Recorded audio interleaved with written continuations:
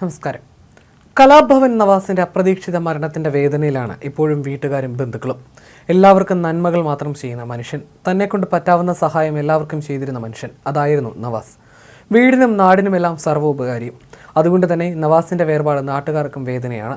നവാസിന്റെ വീടിന്റെ തൊട്ട് അയൽപക്കക്കാരനും APJ അബ്ദുൽ കലാം അടക്കമുള്ള മുൻ രാഷ്ട്രപതിമാരുടെ പേഴ്സണൽ സെക്യൂരിറ്റി സ്റ്റാഫിലുണ്ടായിരുന്ന അസീസ് നവാസിനെ കുറിച്ചുള്ള ഓർമ്മകൾ പങ്കുവെക്കുകയാണ്. എല്ലാവർക്കും ഉപകാരങ്ങൾ ചെയ്യുന്ന വ്യക്തിയായിരുന്നു. മാത്രമല്ല എല്ലാവരോടും നിറഞ്ഞ സ്നേഹവും പുലർത്തിയിരുന്നു. അതിനുള്ള നിരവധി ഉദാഹരണങ്ങളും അദ്ദേഹം ചൂണ്ടിക്കാട്ടുന്നു. സമീപത്തെ വീടുകളിൽ പ്രായമായവരുണ്ടെങ്കിൽ ഷൂട്ടിംഗ് കഴിഞ്ഞ് തിരിച്ചെത്തുന്ന ഒഴിവുവേളകളിലെല്ലാം വീടുകളിലെത്തി അവരെ കാണുകയും സംസാരിക്കുകയും കുശലാന്വേഷണങ്ങൾ നടത്തുകയും ചെയ്തിരുന്നു. ഒരിക്കൽ നവാസ് കാറിൽ പോകവേ റോഡിൽ പൈപ്പ് പൊട്ടി വെള്ളം പോവുകയായിരുന്നു. ഉടൻ അവിടെ ഇറങ്ങി ആ പ്രശ്നത്തിന് പരിഹാരമുണ്ടാക്കിയ ശേഷമാണ് അദ്ദേഹം പോയത്. നിരവധി പേർ മുൻപും അതുവഴി കടന്നു പോവുകയും വെള്ളം പോകുന്നത് കാണുകയും ചെയ്തെങ്കിലും വാഹനം നിർത്തി അതിൽ നിന്ന് ഇറങ്ങി പ്രശ്നത്തിന് പരിഹാരം കാണാൻ നവാസിന് മാത്രമാണ് മനസ്സുണ്ടായത്. അതുപോലെ തന്നെ ഇദ്ദേഹത്തിൻ്റെ ഭാര്യ വലിയ മടൽ വാക്കത്തി വെച്ച് വെട്ടിയെടുക്കുകയായിരുന്നു. അത് വെട്ടിയെടുക്കാൻ പ്രയാസപ്പെടുന്നത് കണ്ട് നവാസ് അവിടേക്ക് വരികയും സഹായിക്കുകയും ചെയ്തു. മനസ്സ് നിറഞ്ഞായിരുന്നു അന്ന് ഭാര്യ ഇതേക്കുറിച്ച് സംസാരിച്ചത്. അങ്ങനെ നാട്ടുകാർക്കും വീട്ടുകാർക്കും ഒരുപോലെ സഹായങ്ങൾ ചെയ്ത് നടന്നിരുന്ന മനുഷ്യനാണല്ലോ ഇത്രയും വേഗം മരണത്തിലേക്ക് പോയതെന്നാണ് നവാസിന്റെ അയൽക്കാരൻ പറയുന്നത്. അയൽക്കാരനായി വരും മുന്നേ തന്നെ നവാസിന് പരിചയമുണ്ടായിരുന്നു. തന്റെ മക്കളുടെ വിവാഹത്തിനടക്കം നവാസും ഭാര്യയും ഭാര്യാപിതാവ് ഹസനാരും മക്കളും എല്ലാം ഒരുപോലെ വിവാഹത്തിൽ പങ്കെടുക്കാൻ എത്തിയിരുന്നു.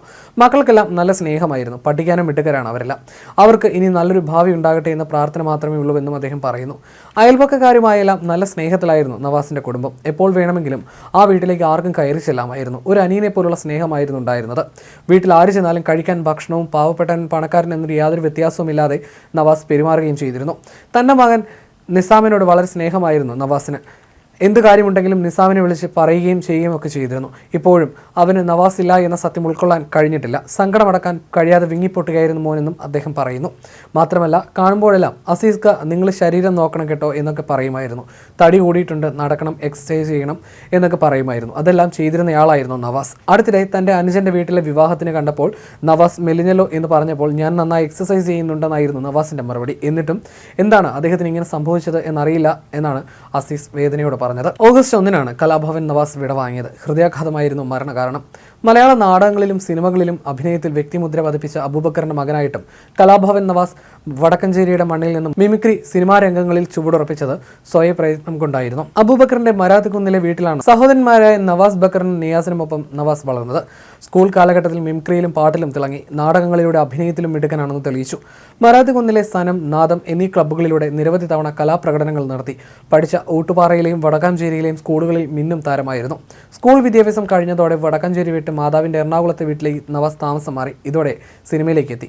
ചോറ്റാനിക്കരയിലെ ഒരു ഹോട്ടലിൽ മരിച്ച നിലയിലാണ് നവാസിനെ കണ്ടെത്തുന്നത്. പ്രകമ്പനം എന്ന ചിത്രത്തിന്റെ ഷൂട്ടിങ്ങിനായാണ് കലാഭവൻ നവാസ് ചോറ്റാനിക്കരയിൽ എത്തിയത്. സിനിമയുടെ ചിത്രീകരണം പൂർത്തിയാക്കി ഹോട്ടലിൽ എത്തിയപ്പോഴായിരുന്നു മരണം സംഭവിച്ചത്.